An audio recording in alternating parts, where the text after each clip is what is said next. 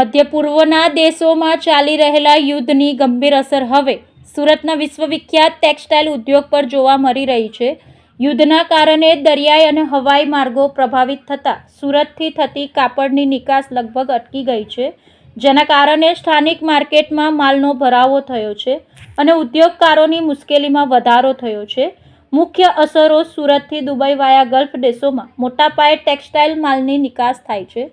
યુદ્ધની સ્થિતિને કારણે હોર્મુઝની ખાડીનો દરિયાઈ માર્ગ પ્રભાવિત થયો છે અને હવાઈ માર્ગો પણ બંધ જેવી સ્થિતિમાં છે.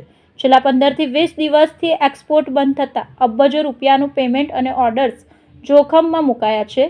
યુદ્ધના કારણે માત્ર નિકાસ જ નહીં પરંતુ ઉત્પાદન ખર્ચમાં પણ તોતિંગ વધારો થયો છે.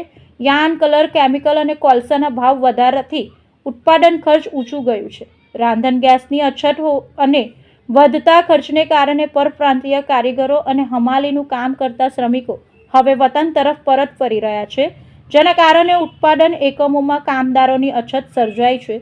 સુરતની ટેક્સટાઇલ માર્કેટોમાં હાલ કાપડના ગજ ખડકાયા છે. વેપારીઓ પાસે ઓર્ડર હોવા છતાં માલ મોકલી શકાતો નથી, જેના કારણે સમગ્ર સપ્લાય ચેઇન ખોરવાઈ ગઈ છે.